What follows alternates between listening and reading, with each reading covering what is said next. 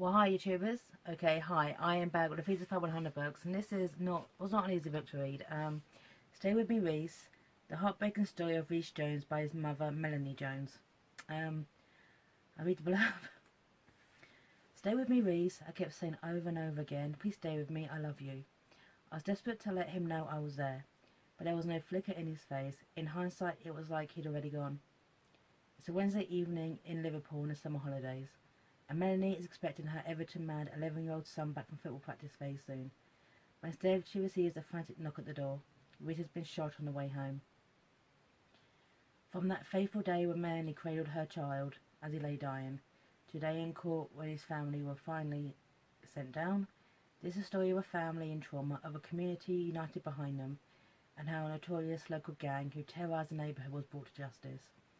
Melanie, her husband Steve, Rhys's brother Owen, have been through unimaginable pain. The grief doesn't go away, but the strength they found within it is an inspiration. Now, it was 11 years ago. 11 years ago this year, in a few days actually. A little Rhys Jones was finishing football practice, walked home, and he was fatally shot. This was not an easy book to read. I remember this really, really well. In the press, it was called Little Boy Blue. Last year, there was this absolutely incredible miniseries, 4 episodes based on this, which was just fantastic. The performances were absolutely perfect. They found actual Liverpudlian actors, okay, Scouser actors to play the characters, and the tour de force of that was the 3 teenagers who actually played the murderers, because they're so young, and they had to convince that they were these individuals, and their performances were just astonishing. It's the eyes. If you're watching a film with any bad character, look at the eyes. If the eyes convinced, they've convinced, because they have to convince themselves. And with such young actors, they managed it. It was shocking. Now, this was done about the same time as Little Boy Blue came out. It was when it was written. It's kind of mentioned as well. How Melanie writes, or Mel writes, is just... Now, I am a daughter of an Evertonian. My father was born in Everton. He left Mersey when he was 8. His father, my grandfather, was actually Londoner. My nan was Liverpudlian, that's why he was born there. They moved back to London when he was 8. His accent was a strange kind of mixture of London and Scouser. So every time I went up there, though, it regressed and the Scouser came straight back out. So that was quite interesting. I am also an Everton supporter. I was born to the blue, so I had no choice in that matter. Rugby team was the Harlequins, my football team was Everton. Best of both worlds, I guess. So pretty much in name only, but I was still born to the blue. So watching the teams come together, watching Everton and Liverpool actually unite. And there's few things in life that can unite Everton and Liverpool. Coming to wear the purple badges, symbolising the 2 colours of the teams. It was touching. And the fact that they were so united. The fact that Liverpool itself, the city, united in this. But anyway, it's interesting how Melanie writes, because obviously having a father who's a Scouser, I understand the accents. Melanie writes like a Scouser, if you will. She is she writes how she talks. How I did notice a few of the Scouser colloquialisms weren't there. She writes precise. It's quite funny how she talks about she is fire while her husband is ice. Okay, how they get on with it, very chalk and cheese. She writes, at the start of the book, she writes very, very detached. She writes as she's detached herself from the emotions of the day. Like, this is page 43, this is at the hospital, okay? While they worked as a team, there was one surgeon who stood apart from them, giving orders and telling people what to do. The nurse who had taken Rhys's football boots and socks off had asked her to stand at the end of the bed. Rub his feet, tell him he'll be okay, and just keep talking to him, the surgeon told us. Rhys's feet felt cold to the touch, and as I was rubbing them, I was looking at him, lying there fighting for his life, surrounded by all these strangers. There was blood everywhere, running on the table and dripping onto the floor. It was horrendous. The surgeon was saying, we're going to try this. Then he'd say, that's not working. We're going to try something else. Now and then we're really going in, and Stu and I were just nodding. Then he said, that's not working. We only have one option. If it doesn't work, there's no other option. But even at that point, I still wasn't fully taking in the extent of what was happening.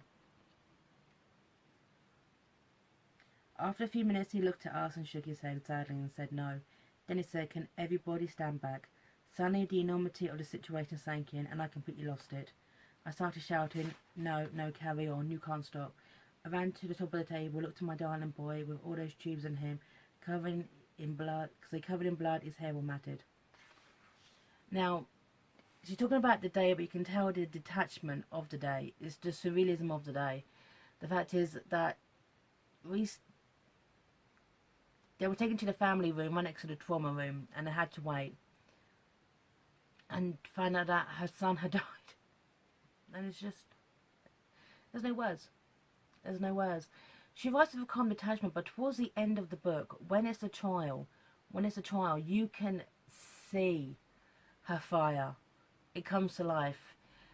When I reviewed the book about Sarah Payne's mother,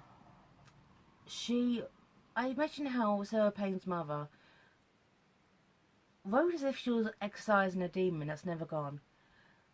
In comparison, Melanie Jones writes because she wants you to know the story of her family, the story of Rhys. I mean, this was not taken the year he passed on, but look, just everyone's seen.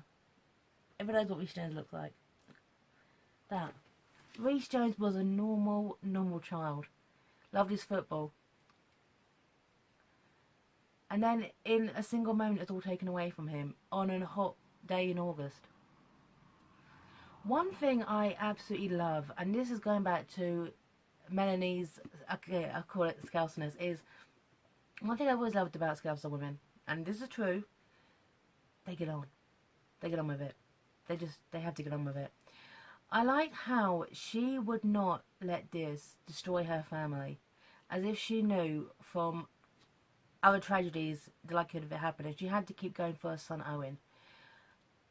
At Rhys's funeral, Owen and his friends were discussing having a holiday in Spain.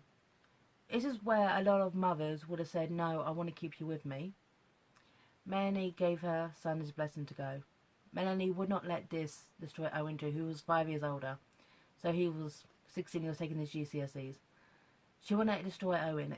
Even though she's devastated by this, her priorities are still there. She is still a wife, she's still a mother. But she now has to see the bigger picture of how everyone is grieving. And the fact is, not until Rhys is buried, it's not until the trial's concluded, that she can really focus on herself. And one thing that this does draw a line under as well, okay, is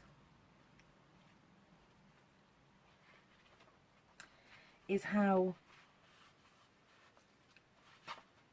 men and women are treated, parents are treated when these things happen. Here we go. This is when they're going on the appeal, okay, and this is so factual. When I was wearing my heart on my sleeve, Steve was struggling to stay strong for me and Owen, but he was also struggling with the way the whole thing was being dealt with in the media. Part of the difficulty for both of us was that everyone focused on me. That's what the media do when a hard-path case involves a child.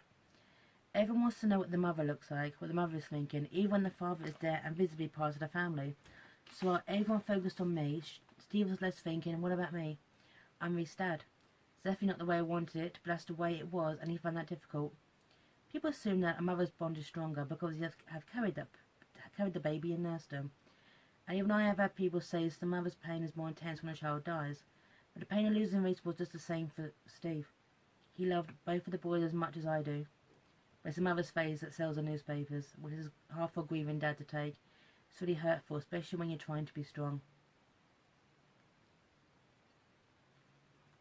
And that's true. I remember the Rhys Jones case, and I do remember the focus more on Melanie than Steve. Because people always kind of look to the mother. As they carry a child who's been taken, their grief is stronger. And there's one bit here as well, which this was, I think, there's various points on the book which are unnecessarily cruel. Okay, Melanie Jones was not allowed to hold her son after he was laid out in the morgue because due to evidence she couldn't contaminate the body. So Melanie Jones missed out on the chance of holding her child one last time. Cruel. The woman actually says, and this is actually in the TV show, if you touch him I have to arrest you. That was said then, and that was said in the TV show too. And there's a bit here. There's this bit here, okay, where I just think this is a cool statement to make, okay? I remember one of the FLOs, Family Liaison Officers, has said in the days after Rhys died, so opposite me and Steve, in our living room, started talking about the stress and strain that is put on a relationship when someone like this happens. Then she blurted out, "You do realise that your marriage won't survive this, don't you?" I was dumbfounded.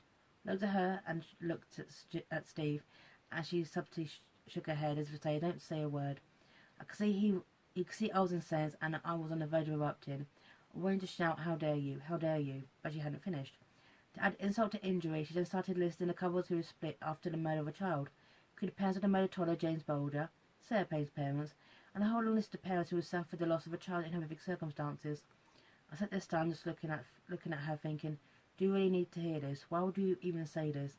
How could you say this to any couple? Their relationship won't survive. Let alone a couple who were already going through the worst thing imaginable." It was a pretty crass thing to say. Steve and I had been married for a solid 25 years. Almost 25 years, married for 20, so I was convinced that nothing could tear us apart, even this. But looking back, as the months moved on, some cracks began to show. It's true. Their marriage did struggle, and for 7 months, Steve did move out. Because, as I said before, they're chalk and cheese personalities, and they just needed some time away from each other just to kind of get their head back in the same kind of gear. So, but she talks candidly about the problems with this. The fact is that, for you have this child for 11 years and he's gone. It's not just the fact he was gone, it's the fact that Mercer and